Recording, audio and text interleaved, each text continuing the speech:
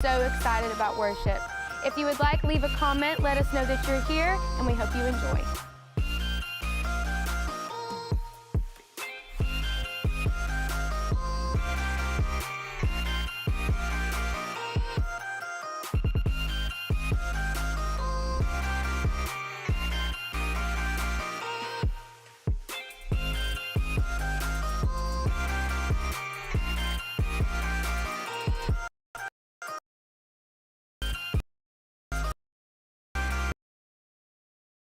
Dalton. I'll probably be running the camera this morning, so don't be too hard on us. I hope you have a great service.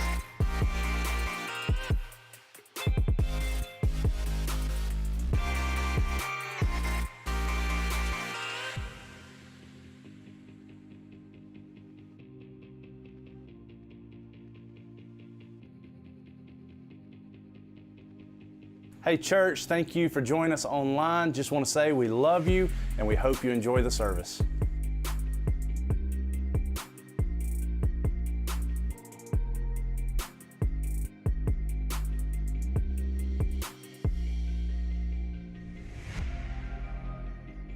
Good morning, GCC. We are so happy that you decided to join us this morning, and we are so excited about worship. If you would like, leave a comment, let us know that you're here, and we hope you enjoy.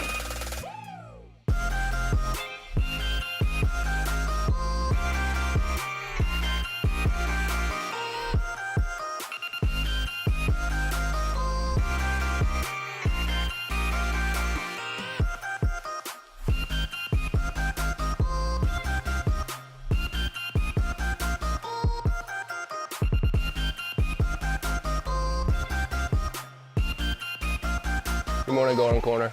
My name is Dalton. I'll probably be running the camera this morning, so don't be too hard on us. I hope you have a great service.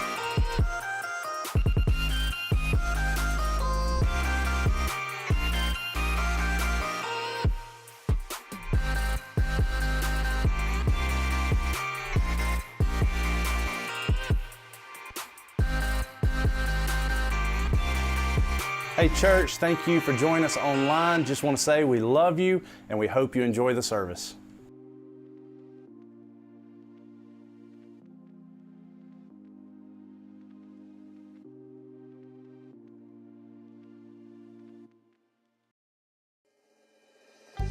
Good morning, GCC. We are so happy that you decided to join us this morning, and we are so excited about worship.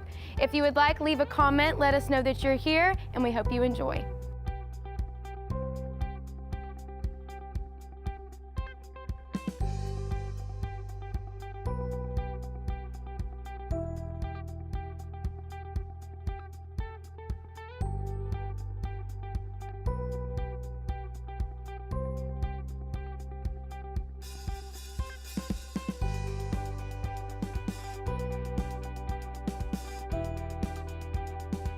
Good morning, Golden Corner. My name is Dalton. I'll probably be running the camera this morning, so don't be too hard on us. I hope you have a great service.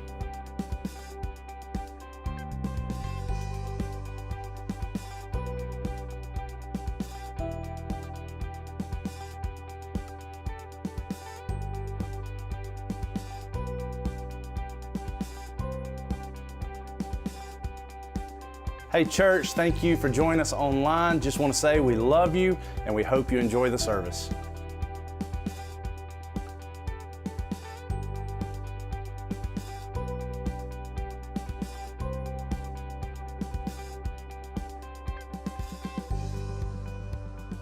Good morning, GCC. We are so happy that you decided to join us this morning, and we are so excited about worship. If you would like, leave a comment, let us know that you're here, and we hope you enjoy.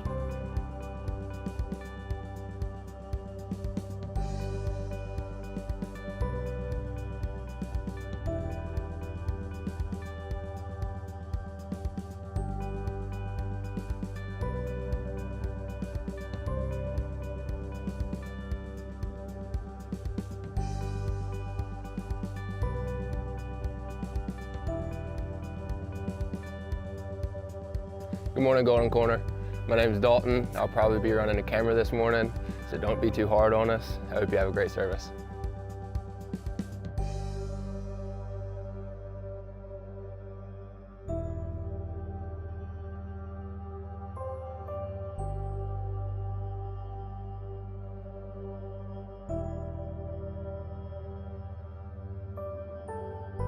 Hey, church, thank you for joining us online. Just want to say we love you and we hope you enjoy the service.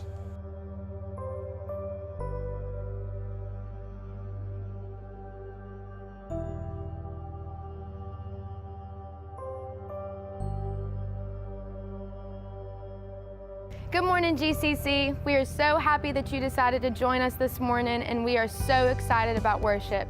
If you would like, leave a comment, let us know that you're here, and we hope you enjoy.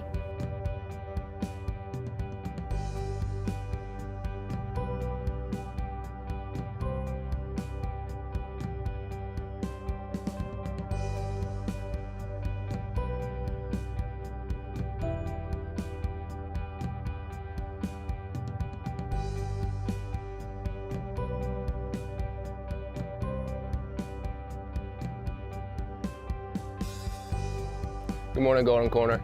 My name is Dalton.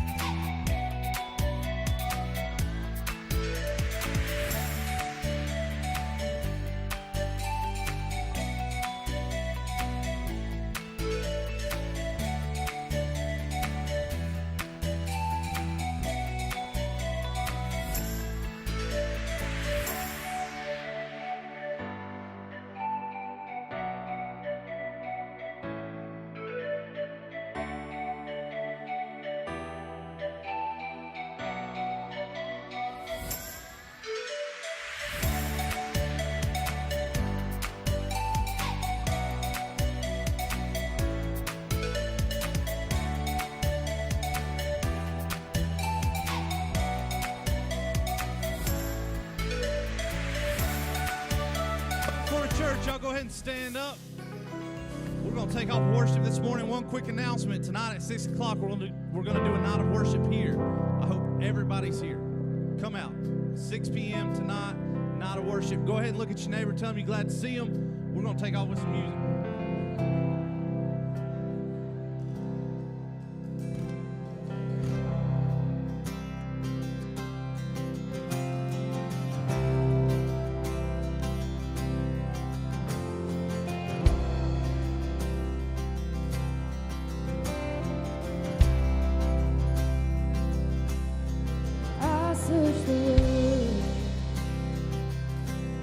But it couldn't fill me.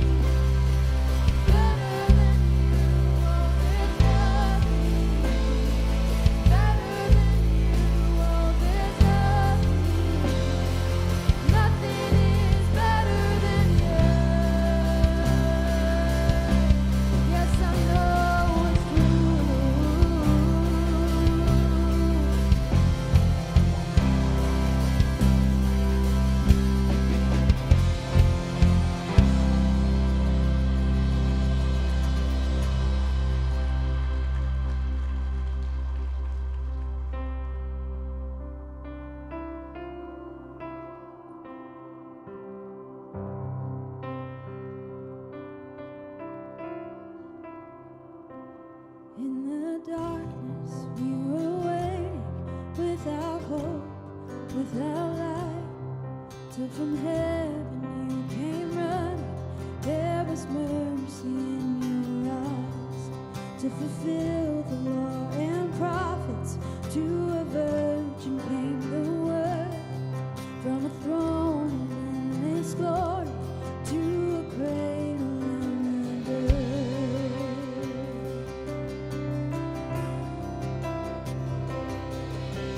Praise the Father, praise the Son, praise the Spirit, three in one. God of glory, majesty, praise forever to the King of Kings.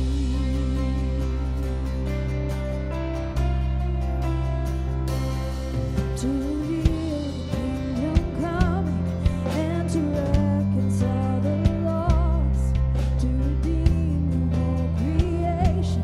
You did not despise the cross, for even in your suffering you saw to the other side, knowing this was our salvation. Jesus, for our sake you died.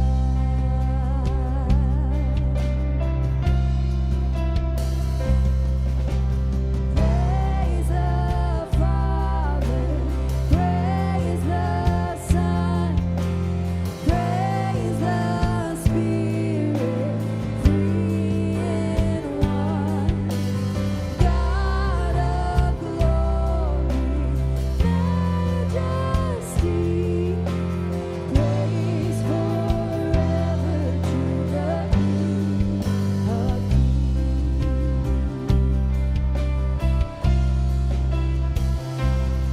In the morning that you rose, all of heaven held its breath, till that stone was moved for good, for the Lamb had conquered death. And the dead rose from their tombs, and the angels stood in awe, for the souls of all who'd come to the Father are restored. And the church of Christ was born in the Spirit with the flames. Now this gospel truth of all shall not kneel, shall not fade. By His blood and in His name, in His freedom I am free. For the love of Jesus Christ, who has resurrected me. Oh, praise the Father, praise the Son, praise the Spirit, three in one. God of glory, majesty, praise forever to the King of Kings. Praise the Father, praise the Son, praise the Spirit, three in one. God of glory, majesty, praise forever to the King of Kings. Praise forever to the King of Kings.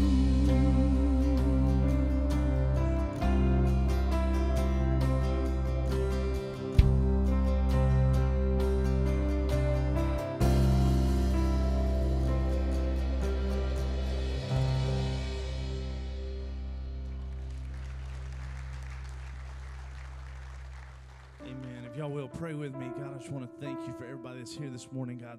Everybody that's online. God, we already feel you in this room. We're here to worship you. We're here to sing out your praise. We're here to thank you. God, I'm so excited about this morning. God, I'm so excited about what Tim's fixing to share with this church and how you're moving, how you're working. We see it in lives being changed. And God, this is our prayer. Before we go any farther, this is our prayer. We want you to be at the center of all of it. You have all of our attention. Our focus is on you. Our hearts are open to you. God, I pray for Tim right now. I pray that you use him, speak through him. God, we love you. We praise you. It's in your name. Everybody says, amen. Thank you. You can go ahead and be seated. Well, good morning, church. Man, it is good to see you. It is good to see you. You know I love you, don't you? Yes. I love you. I love you, church. I love you, boss. I want to give God praise real quick. We were worried about you. And Ernie is back with us today. Because God's good. Yep. I just couldn't get started as normal without just saying it's good, man. It's good to be saved. Yep. Yep. Thank everyone for the prayer. Yep. We a family, aren't we? Good. I'm excited to have the opportunity to speak with you today. Excited to share a lot of what's going on. And I know this. I know that a lot of you are here and you're going, all right, Tim, let's just get to it. What's the big news, right? Why do we have to shift our schedules to make sure we were here on this Sunday, get all dressed up, coffeeed up, we're in the seats? What's the big news? Well, in order to tell you the big news, you ain't going to believe what I got to do. I got to tell you a story. Actually going to be beginning a new series today entitled Make a Way. You can see it. And we're going to be in a book of the Bible that, crazy enough, is the first book of the Bible that I ever studied in an official Bible study. Back in about 2005, Pastor Ronnie was leading a class, and my beautiful wife drugged me there. And we were supposed to read, we kind of got the idea of how the class was working. After that first class, we're supposed to read ahead. And I'll never forget sitting down with the book of Nehemiah and frantically making notes as I felt for the first time that God was sharing things with me. God was speaking to me through His Word. It lit a fire in me that day that even to this day is still not been quenched. I love getting in the Bible and just learning from Him and just hearing from God. And so it seems so fitting that God would lead us to that book or lead me to that book for such a time as this at Golden Corner Church. I'm going to get going. Y'all ready? Yes. The book of Nehemiah follows the life and the leadership of a Jewish man named, y'all say it? Nehemiah. Good. Y'all got that figured out already. His story occurs right around 446 BC, and when we're introduced to Nehemiah, he is living in exile from his home and his people. As a matter of fact, research tells us that even though Nehemiah was a Jew, he was an Israelite, that he was actually born into exile in Babylon, meaning he most likely never knew anything more other than being in service to Babylonians and Persians. That's what he knew, okay? He most likely had never seen his home country or the city or many of his people and his family because of what had happened to the Israelites at this time. For historical context, let me tell you this. The previous 350 years of Israelite history, they had been ruled, they had been exiled, enslaved, and tyrannized by different people groups. Okay, the Assyrians, the Babylonians, the Persians, all of these. God's people had just been ruled by other people and had been removed from their own country. We understand by reading the Bible, it explains to us that God's people had turned from Him at some point. They had been disobedient. They had sinned against God. And because of that, God yielded His protection of His people, and He actually allowed them to be scattered throughout the world. That's where you find the books of Daniel in the Bible, Ezra, Esther, and Nehemiah, all these books in the Old Testament tell the stories of the people of Israel during their time of exile. By the time we get to Nehemiah chapter 1, this is what we know has happened. Some Jews have returned to Jerusalem. They've made a return. But the city is far from restored, and Nehemiah himself is still living in Babylon, and he is an important servant to the king. Everybody with me?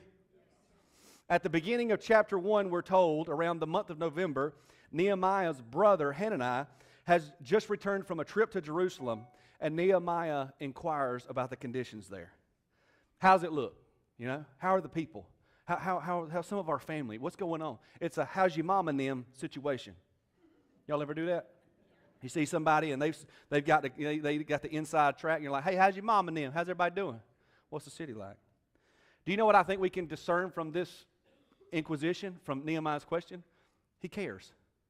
You with me? He's interested. How are his people? What's his home city like? What's Jerusalem like? The promised land. How's it going over there? He cares. He is at least interested. You with me? Read the report with me. And this is Nehemiah talking. He says, they said to me, things are not going well for those who return to the province of Judah. They are in, look at this, great trouble and disgrace. Read those words. Y'all say them with me. They are in great trouble and disgrace. The wall of Jerusalem has been torn down, and the gates have been destroyed by fire. The report from Hananiah was this: it's not good. It ain't good. You with me, Scott? It's not good. Some Jews had returned to Jerusalem, but their situation was awful. They were living in squalor. Actually, the Hebrew word for disgrace, when you go and you look up the word, it actually means it's humiliating the way people are living. That's what it means. It said, it's humiliating the way people are living there. The condition of the city is humiliating. It's a disgrace. The conditions were shameful. Let me make sure you understand, because Hananiah just we get this little brief overview of what Hananiah said, but we actually have a lot of insight into the condition of Jerusalem and its people just through historical records. The temple had been mostly rebuilt, but hadn't returned to the place of worship that it was before, because the people of Jerusalem were hopeless. They were living in hopelessness. It was poverty. There were very few conveniences. There was no infrastructure. This place was a disaster zone. When you imagine Jerusalem at this point, you have to imagine something more representative of like a refugee camp. That's what it looked like. The walls were rubble. The gates were burned down. Even many of the homes were burned down. Parts of Jerusalem would have looked more like a tent city than some big bustling city. Are you with me? Jerusalem, the Israelite promised land, was now a hopeless feeling place. And the Jews, some of the Jews, although home, were desperately lost with no sign of improvement, no way of seeing how things could ever get better for them. You understand? And they were still being ruled by Babylonians and Persians, no matter what. You understand? Verse 4, look at this. It says, when I heard this, I sat down and wept. What did he do? In fact, for days I mourned, fasted, and prayed to the God of heaven. Are you with me? This tells us something very important about Nehemiah. Nehemiah's question wasn't just because he cared. It was much more than care. This meant something to him. Are you with me? His people and his country, it meant something to him. He cared a lot. How many times in your life, just think about this real quick, to put it in perspective, how many times in your life have you received news that caused you to sit down and weep, to mourn, to fast, and pray for days? How many times has that happened in your life? A couple? A few? That's happened in your life? That you've responded to something in that way? This is a huge deal, a huge moment in Nehemiah's life. Everybody with me? It says he prays for days, and then luckily, thankfully, God gives us insight right here. We actually get to read a prayer that Nehemiah prays after he has prayed and fasted for days. Read it with me, verse 5. I'm going to read the whole thing, okay? I'm going to go through it fast, but we're going to read the whole thing. You with me? Church, you with me? Yes. Then I said, O Lord, God of heaven, the great and awesome God who keeps his covenant of unfailing love with those who love him and obeys his commands. This prayer gets me, man. Listen to my prayer. Look down and see me praying night and day for your people, Israel. I confess that we have sinned against you. Yes, even my own family and I have sinned. We've sinned terribly by not obeying the commands, the decrees, and the regulations that you gave us through your servant Moses. And then he does something kind of strange. Nehemiah reminds God of something. Please remember what you told your servant Moses. If you're unfaithful to me, I will scatter you among the nations. But if you return to me, you see what he's saying? But if you return to me and you obey my commands and live by them, then even if you are exiled to the ends of the earth, I will bring you back to the place I've chosen for my name to be honored, Jerusalem. The people you rescued by your great power and your strong hands are your servants. O Lord, please hear my prayer. Listen to the prayers of those of us who delight in honoring you. Now, that's not the end of the prayer, but that's where we're going to stop for a second. Hear the prayers of those of us who delight in honoring you. You know what he's saying? I love you, God. Hear me. Nehemiah's heart is revealed in this prayer. You see that? His heart, what he wants, is revealed in this prayer. Can I tell you a few things that you've got to see? You with me? Yes. His people mattered to him. You see that? Nehemiah's people mattered to him, even though many of whom he'd never seen, he'd never met, maybe would never meet, they mattered to him. His God mattered to him. You with me? Leslie, you with me? His God mattered to him. Not just that, but the relationship of his people and his God mattered to him. Do you see that? Think about this with me, please. After hundreds of years of exile, all they'd known for generations at this point was exile. After hundreds of years of exile, Nehemiah himself being born into exile, there still existed a heart in him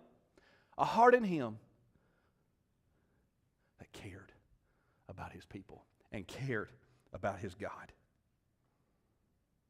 He wants to see his people living in harmony with God, living within the promise that God had made them. Nehemiah wants to see all of his people restored to God. You see that, Tara? He wants to see all of his people reconciled with God. That's what he wants to see. He wants to see the conditions of their lives radically changed and improved. He wants to see Jerusalem thriving again and the people in it thriving again. In that, he reminds God of a promise that God had made to them. He says, if you will obey me, if you'll return to me, even if you are exiled to the ends of the earth, I will bring you back. I will bring you back to Jerusalem. Do you think he's reminding God because he thinks God's forgotten? Brittany, you think that? You think he's like, in case you forgot, God, you think that's what he's doing? No. He's reminding God because he's saying, I want that. And God, I believe with all of my heart, that is what you want. Let's do that. You see what? And the best part is this is not just something that Nehemiah is thinking or something that Nehemiah is praying, Ray. It's not just happy thoughts Nehemiah is sending. Actually, if you look at the very end of the prayer, the last thing Nehemiah does is he makes a request of God. Read those verses with me.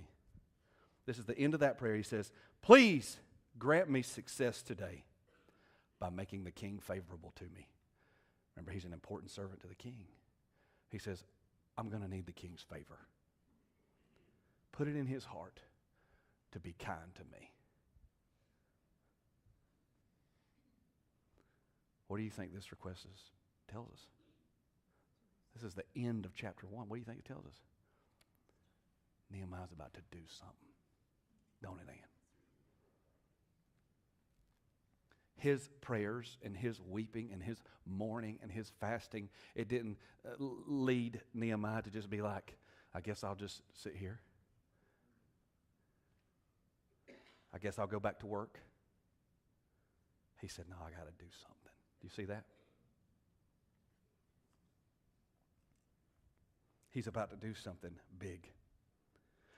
What Nehemiah has heard about his people, his God, and his city has so moved him that he can no longer sit idly by and just serve the king. He must act. The thoughts of his people suffering won't allow him to continue on with life as normal. It won't do it. The thought of his God being disgraced and forgotten by his own people, the people that he saved, the people he rescued, and he said, "You will be my people." He just can't sit by and ignore it. It doesn't sit right with him. The realization that his people, generations at this point, have missed out on the promise of God and what God really intended for them cannot be ignored. Are you with me, church?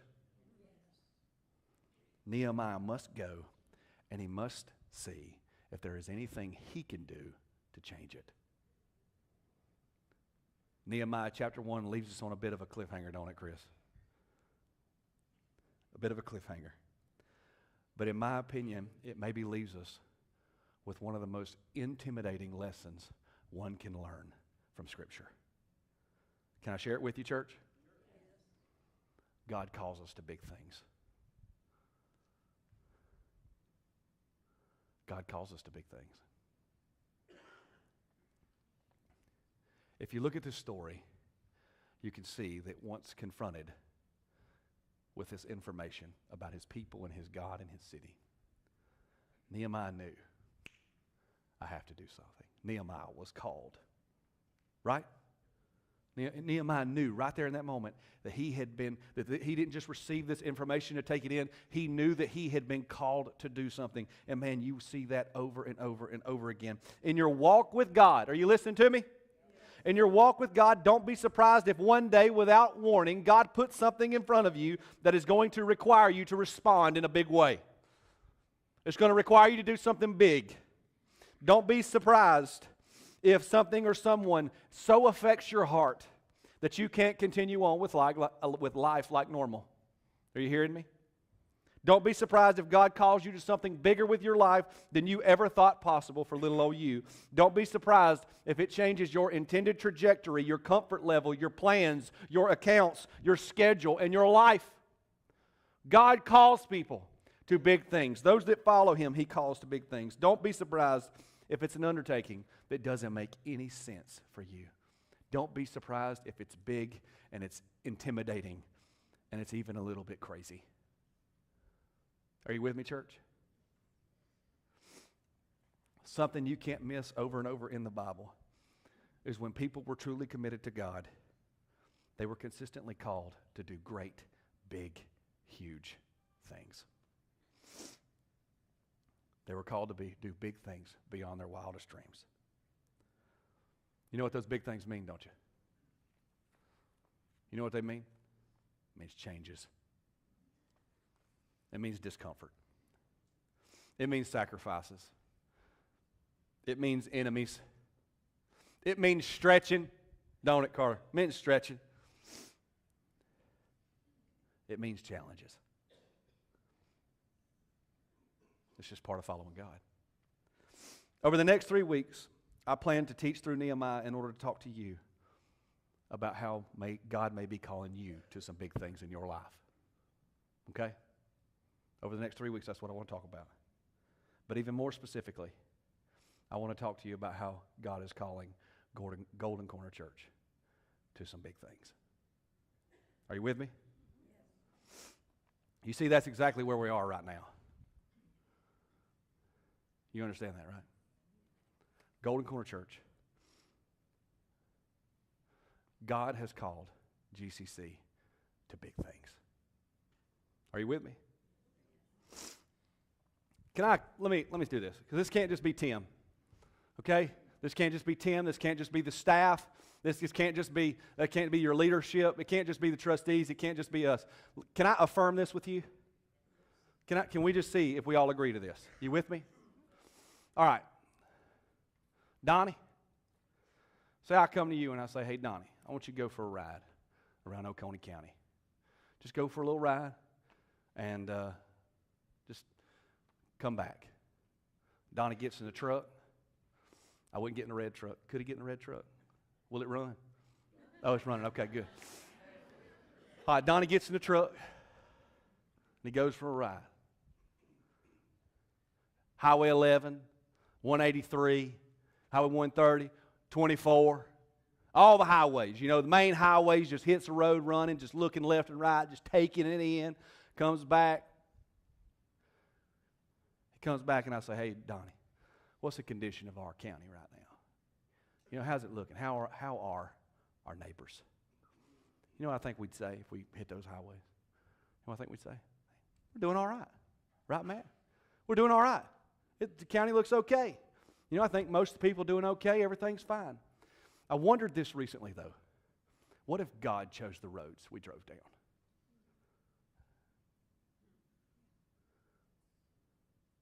What if God picked the streets? And it wasn't the streets that you always drive down, but it was the roads you only go down if you absolutely have to. You know what I'm talking about, the one Siri sends you down when you choose the shortest route.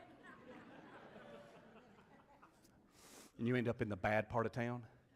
That's the thing about Siri, buddy. She don't see poverty. She don't see it. What if God chose the streets we rode down? What if, worse than that, what if you didn't just drive down the streets? What if you could go in any house? What if you went in all kinds of houses? Nice houses, not nice houses. What if you could just be inside for just a minute and see how people were living? What if you could hear every conversation? What if you could see every struggle?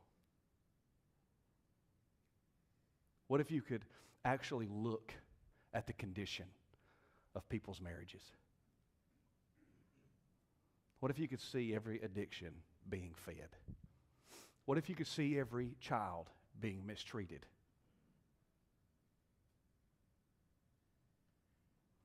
What if you could see it? What if you could hear every ugly thing being said or done? What if you could feel every hurt that's being shelled out every day right here in Oconee County? What if He could just make the hopelessness of our county, everyone who's hopeless, He could just take all that. What if He could make it visible like a fog? What would you say then?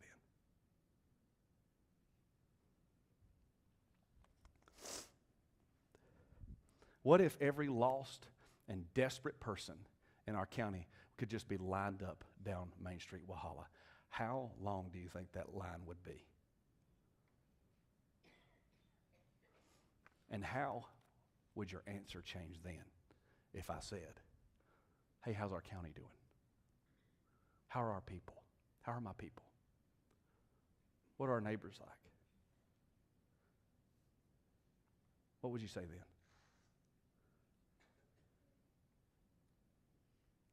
Can I tell you what I guess you would say? I think you would say it's a disgrace. That's what I think. I think you would say it's humiliating that people are living this way. I think that's what you would say. I think you would say it is heartbreaking. I'm going to talk about you, church, real quick. I think I know what would happen if you could actually see it all. I think you would weep. I think you would mourn for days. I think you would say it's heartbreaking that so many people are missing out on the life God has for them. That's what I think you would say. I think you would say, we got to help them, right? I think you would say that we got to do something. We can't just sit idly by and pretend like these people don't exist, like this is not happening right here in our county, that these people aren't hurting. I think you would say, as the church, we have to do something. That's what I think you would say. I think you would say we want to see people reconciled to God. We want to see people restored back to their relationships with God. I think you would say, I want to see lives changed. Isn't that what you'd say? Am I right, church? Yes. Golden Corner Church has been called to big things. You know what Golden Corner Church is all about? Do you know what our vision is? Do you know what we do, what our mission is? We help people find what they're looking for. We help people find what they're looking for. You know what all that hurt and all that stuff is? It's people looking for something. And we believe with all of our hearts they're looking for Jesus. Are you with me, church? They're looking for Jesus. They've been exiled to the ends of the earth.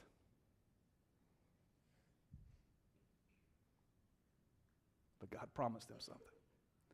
If you would come back, I'll bring you back. If you would turn back to me, I'll bring you back. We believe people are looking for Jesus. We believe He alone can save you. We believe He alone can change you. Right, church? We believe a growing relationship with Him helps failing marriages, right? Fixes broken relationships. We believe it helps people heal from wounds, overcome addictions. It leads to forgiveness. It creates overwhelming joy, and it leads people to the full life which God actually intends for them. That's what we believe. And we've been called to help this community and beyond find Jesus. Right? That's a big thing. That's a big thing. And it's what Golden Corner Church has been doing for a very long time. But it seems to me that maybe God has called us to even bigger things, maybe than we ever thought was possible. And I believe God has been providing the evidence for that for quite some time. Can I share some stats with you real quick? Sorry, stats. You okay with that?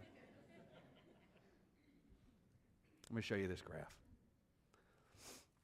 In 2021, Golden Corner Church was averaging right around 200 adults on Sunday mornings. Now, this is just adults in the auditorium on Sunday morning. We call that year the trickle-back year because everybody was just coming back from COVID slowly. So average 200 adults on Sunday morning. Actually, just before that, pre-COVID, that's what we'll say, pre and post-COVID. Pre-COVID, Golden Corner Church had ran about 300 adults, a little below 300 or just right above 300 for the last several years. Okay, so just kind of give you a frame of reference. In 2022, Golden Corner Church was averaging 283 adults on Sunday morning. That was our average, 283 adults. So right back to about normal attendance or what we had experienced before. Last year, Golden Corner Church averaged 413 adults on Sunday morning. 413. That's a lot of growth in a year. This year, we're averaging 490 adults on Sunday morning. Okay? Let me show you the kids' numbers for the same years. In 2022, we were averaging 76 kids on Sunday morning. In 2023, we were averaging 92 kids on Sunday morning. And this year, we're averaging 107 kids on Sunday morning. 107. That's awesome. Yeah.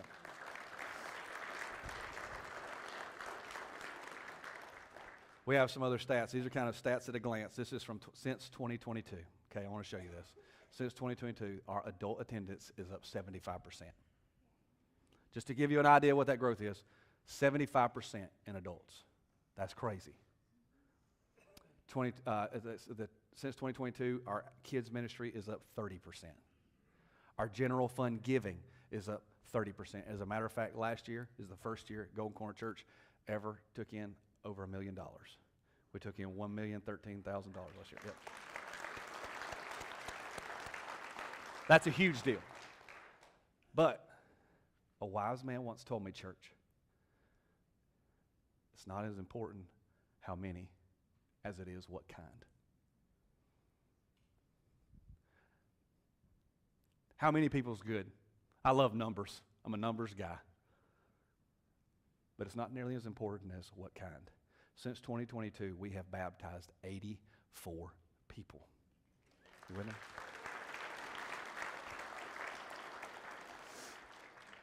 Let me make sure you understand what that means and why that number matters more to us than anything.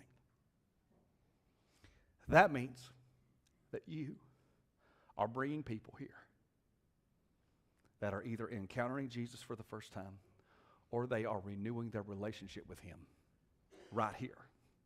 That means they're making a commitment to do that. That means that you understand that, right?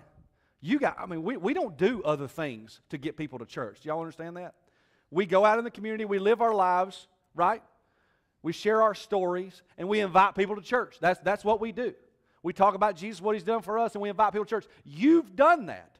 You have brought those people here. They have encountered Jesus, and they have made a commitment to follow Him. If they're making that step of baptism, this is what it tells us. It tells us that their lives are going to begin to change. If they're taking that step, they're probably taking other steps. And we see that in all areas of the church. And we see that in service. We see that in missions. We're taking, I think, over 70 people on missions this year. We took 30 last year. We have a recovery program that is starting here at the church. Our preschool is growing. We see it in every aspect of church. Everything is growing. People are taking steps. Our groups ministries are growing.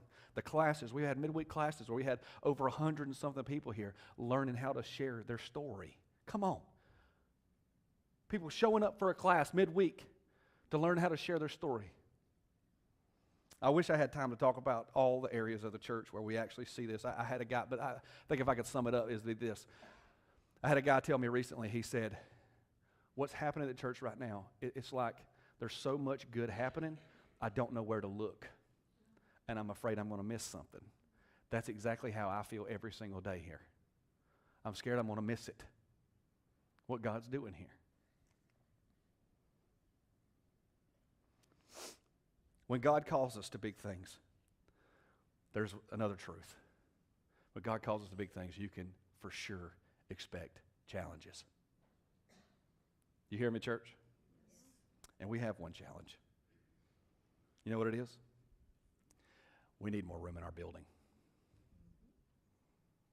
Do y'all agree with that? Yes. Okay, good. Yes, we do. Seen somebody hot dogging over there. Yeah.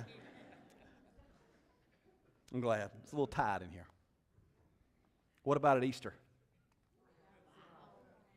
I'm going to give you my personal opinion. As if God needed to put an exclamation point on what we've been feeling and what we have been talking about for the last couple of years. As if He needed to do that was Easter. A couple of years ago, I wasn't planning on sharing this, but I'm going to share it.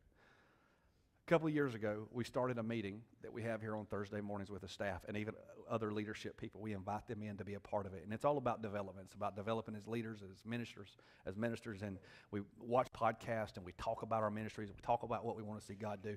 And then a lot of times we'll pray together, but then sometimes we spread out in the auditorium and we pray. We'll have worship music playing and we just take some time and just pray. And the focus of all those prayers was, God, we want to see life change. That's what it was. We want to be used by you as a church to facilitate people finding you. And we want you to change their lives. We want to see it. We really want to see it and experience that as a church. And so we started doing that. And then all this started happening. When I was driving home from Easter and I was going, 1,200 people, what are you talking about? I felt God poke me and say, you have no idea what I'll do. You'll have no idea what I'll do. I was just showing you what all we can do. So, what do we do? How do we grow? What does that look like to grow our building? In early 2022, very beginning of 2022, around actually March, we began to prepare for growth from a building and infrastructural perspective. We entered into what is called a master planning process with a company called LMG Architects out of Greenville. The idea was this: while we were praying in here, we knew we needed to do whatever work needed to happen in order to be prepared for growth. God, if you send them, we will make sure that we're ready for them. During that same time as we began to meet with them, we interviewed builders and we even selected a stewardship partner. We interviewed builders and selected Clayton Construction because we wanted to build a relationship with our builder, and we had a lot of preliminary work we wanted to make sure we could do. And we also interviewed stewardship partners and went with a company called Enjoy Stewardship. And basically what that is that they are coaches that come in and advise you on how to make a lot of these financial decisions and what that looks like for churches. And we wanted to make sure that we were able to make the wisest decisions possible, and we wanted people that have done it and do it to help us through that process. So that were the 3 relationships that we began.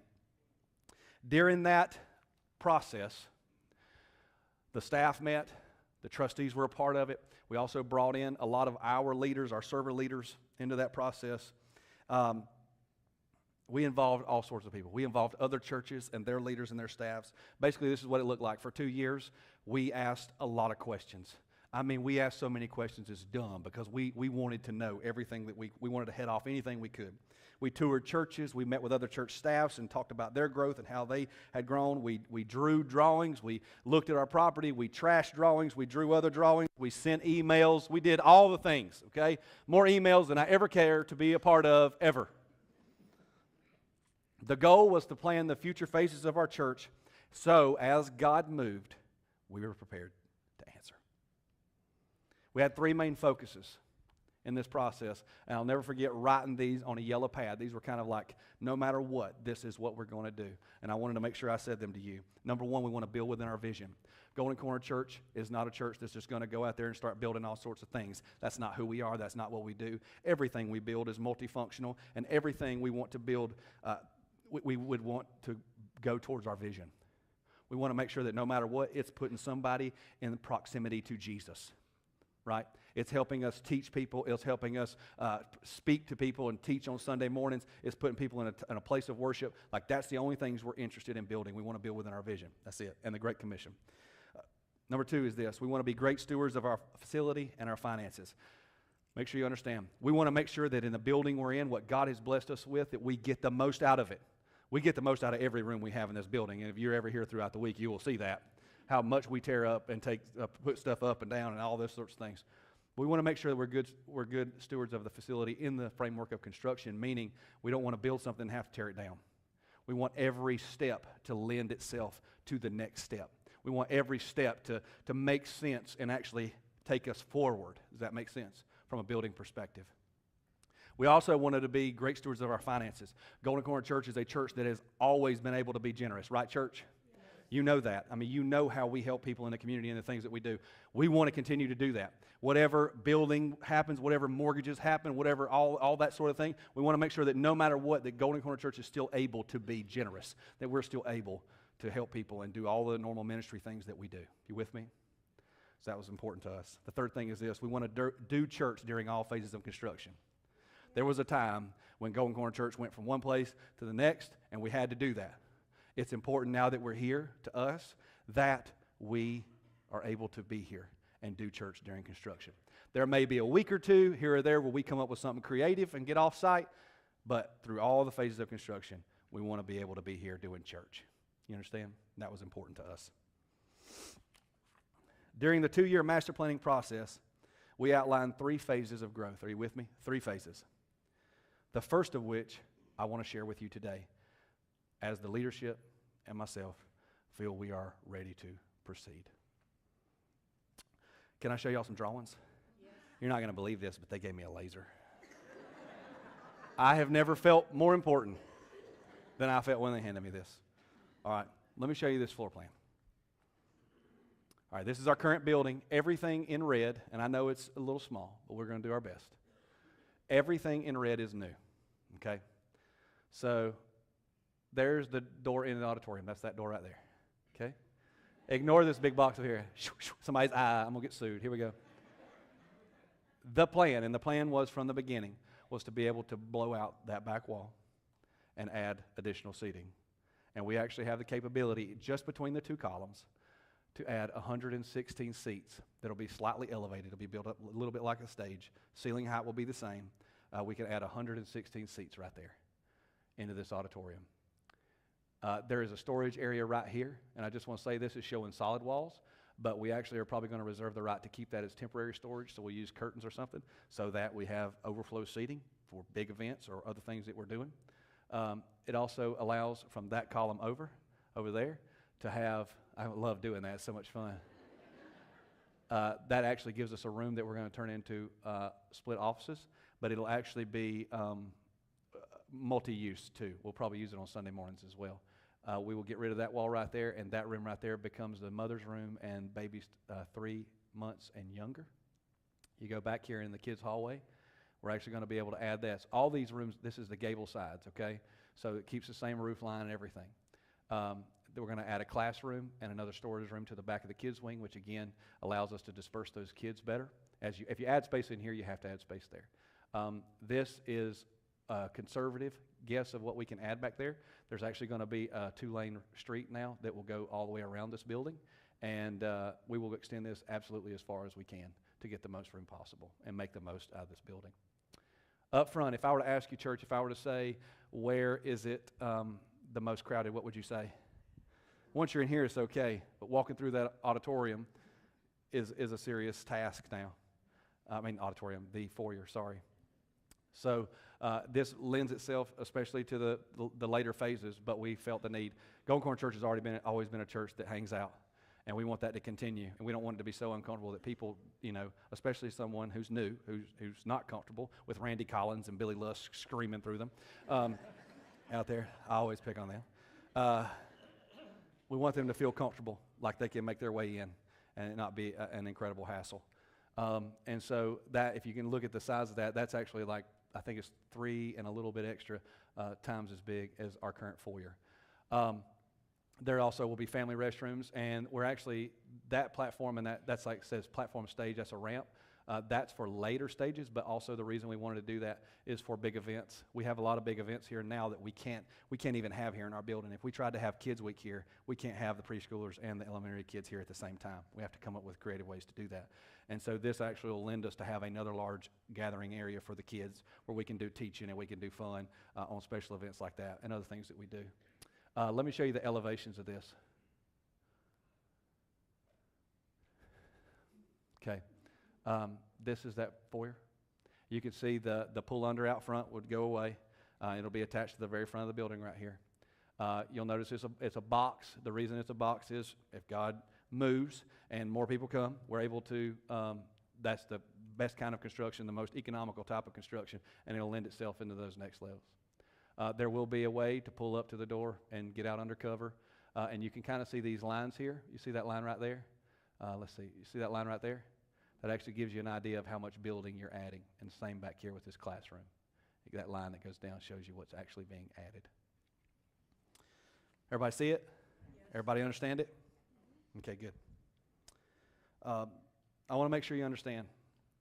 The goal of phase 1 is to maximize the potential of the building that we're in. Okay? It is to make the use of how we can grow and where we can grow and maximize that potential. When we add that seating, especially with the overflow, you're talking about having as many as 150 more seats in the back of this auditorium. That's 2 services still. We do 2 services. You're talking about the ability to add around 280 adults comfortably, 260 to 280 adults comfortably on Sunday mornings. That's a lot of growth. That's a lot of growth for our church. Not to mention you add classroom space. It frees up another classroom in the back. It gives us the storage we need, which we need storage, guys. Just saying. Significantly increases our foyer for Sunday mornings, but also for other events. As you probably have guessed, this is not free. I don't know if that catches any of you by surprise, but it's not free. Let me show you some numbers. We actually worked with Clayton Construction, our architects, to give us some estimated costs, and I want to show you what they are. Clayton Construction did what we call a high-end estimate, meaning we told them don't cut anything, don't trim anything, don't expect that we're going to save money, just build the building and let us see what it costs. I can assure you of this if you know anything about me in general, but also just our church. We're frugal, and so we're going to try our best to trim everything that we can, but we didn't want to do that on the front end. We want to do that on the back end of this thing, okay? And so the high-end estimate came in at $1.8 million. Civil engineering around the building, doing the driveway, doing all the things, $225,000. And LMG Architects to stay on board to do all the drawings is $90,000. And Mark and Laura, that's LMG Architects. We love them. They've been great partners through this whole process, and we definitely want to keep them on. So there you go. So the total project cost is $2 million.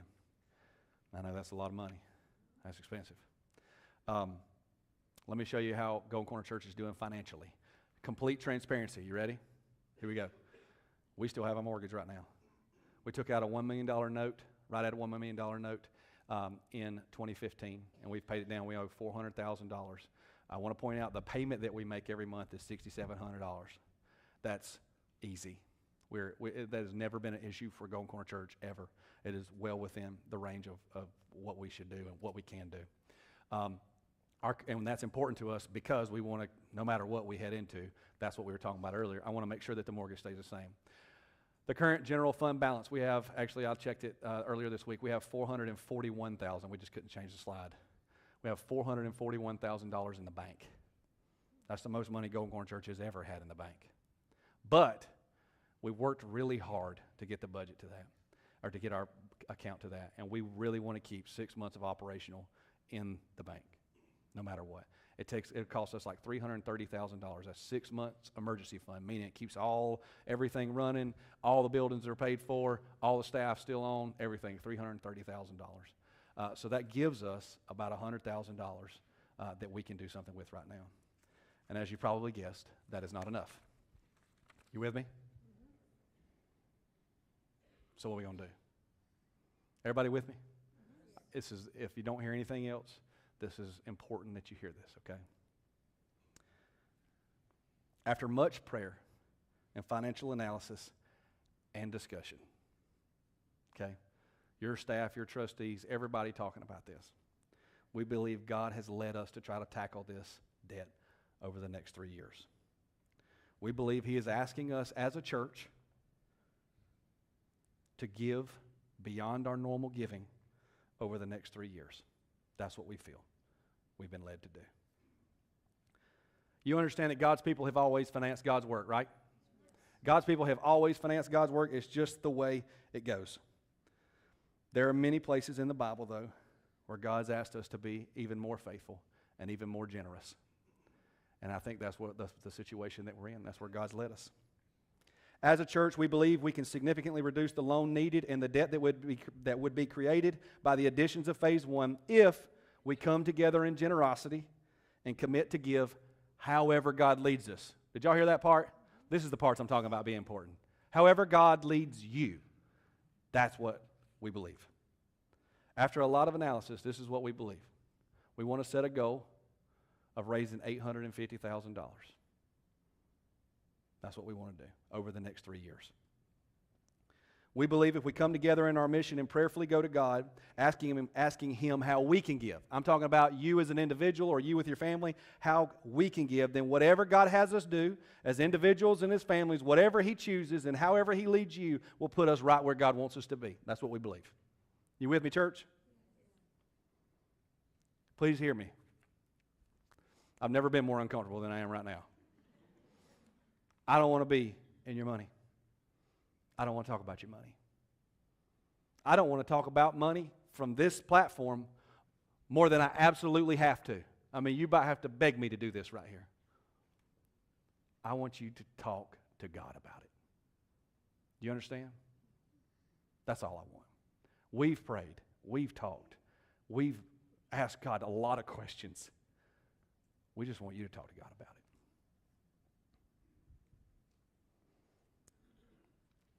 As you do that, here's how we want to proceed. We would love to take the next 3 weeks leading up to Sunday, May the 5th, to pray as a church about all of this, okay? We want to pray about these challenges of buildings and money and all this stuff that has to happen, but I really want you to pray just as much or more about the ministries of Golden Corner Church and what you see happening here at this church. We want to focus for the next 21 days as a church on praying about this. On praying about what God has set before us. And on May the 5th, if God leads you, did you hear that? Yes. On May the 5th, if God leads you, we want to give you an opportunity to do 2 things. First, Sunday, May 5th, we will have an opportunity to give a first fruits offering. Actually, me and a buddy at the gym were just talking about that recently. A first fruits offering, this is an opportunity to bring your first and your best to God. It's biblical. It's what we teach about giving. We believe we should always give to God first and not last. But here's the thing. If God leads you to give an amount over your normal giving over the next 3 years, we are asking that you bring a proportion of that gift as a first fruits offering. You just get a portion of it, first and best, what you feel you can do, and you bring that Sunday morning to give as an offering. It's biblical, but it's also helpful in getting the process started. You understand? With banks and all the things. The second thing you get to do, have an opportunity, is this, to make a 3-year commitment. There will be an opportunity to fill out a commitment card that Sunday morning, which again is very important in dealing with banks and all the things so that they know what we have committed over the next 3 years. Brittany and I have been praying diligently about what God's going to have us do. I want you to understand in all this, that's all we're asking you to do. Me and my family, we're praying about it. Our leadership, our staff, they're all praying about what God's going to have them do. That's all we want you to do. It's important to me that you hear that, church. Okay? I want you to know this. I'm completely comfortable with however God leads us. You understand? Beverly, you understand? My ego's not attached to this at all. I'm completely comfortable with whatever God has us do, no matter what. I just want God to lead you. He will lead us as a church, no matter what happens. Over the next few weeks, during this time of praying, I know you'll probably have a lot of questions. If you see somebody with a Make-A-Way shirt on, there's somebody who has a lot of insight into the project and all the work that has been done here. Feel free to ask them any questions that you want. And if they don't have the answer, they'll know who to talk to.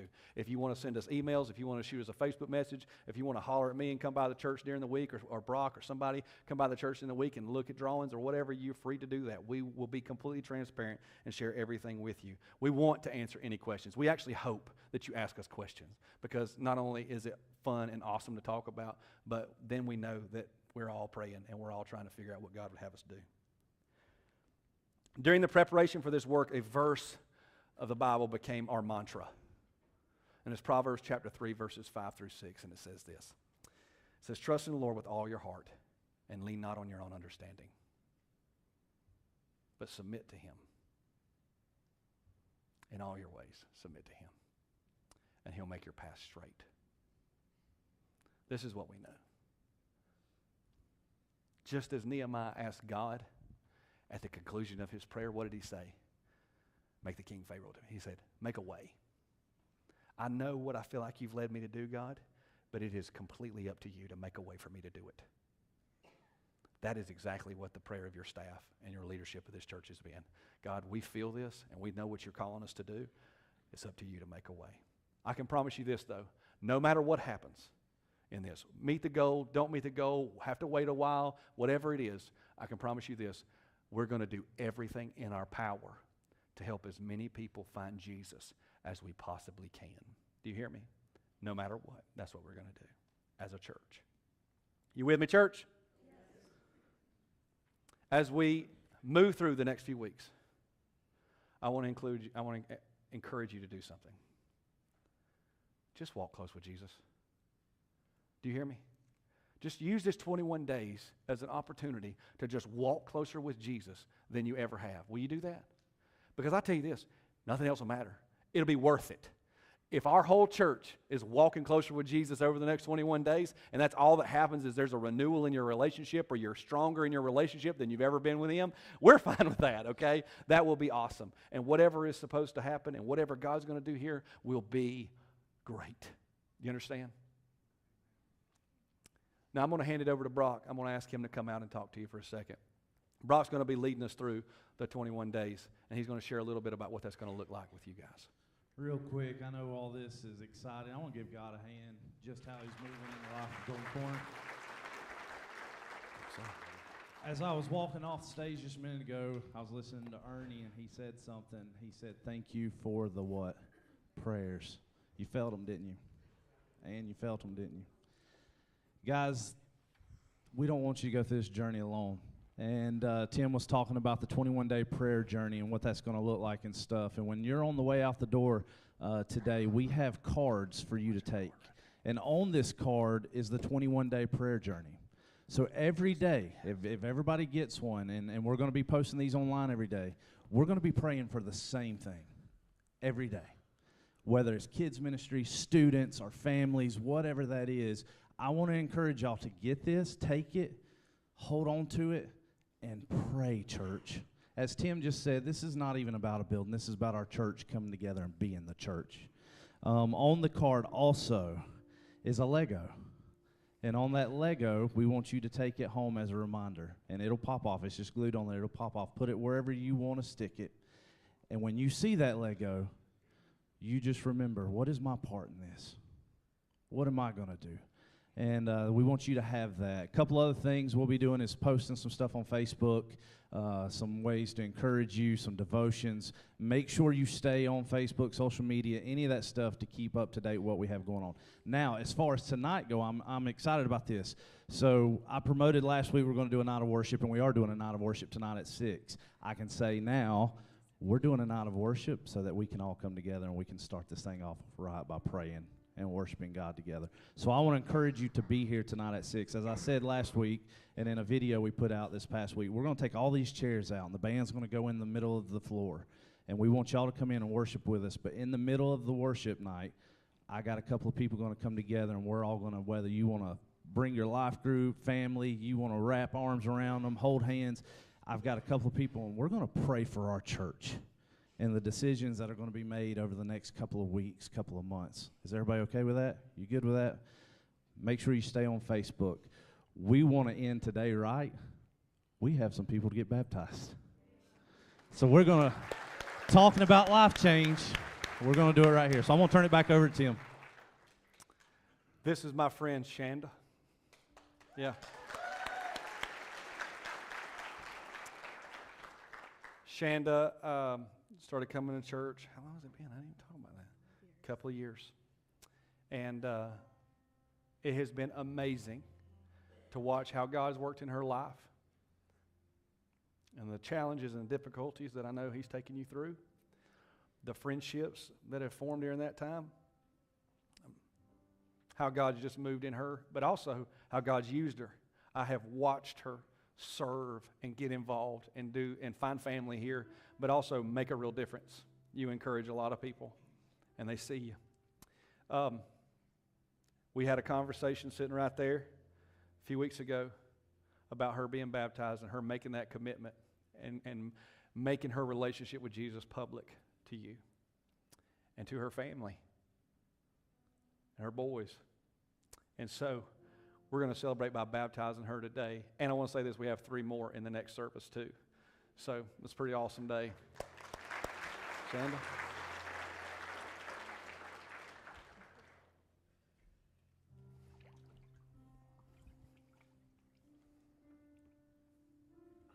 Yeah, that's it. Okay. I'm proud of you. You're leading. You're leading. Shanda, since you've asked Jesus into your heart, into your life, and He's Lord over your life, and you plan to lead, you plan to follow Him all the days of your life, He's going to lead you. I baptize you in the name of the Father, the Son, and the Holy Spirit.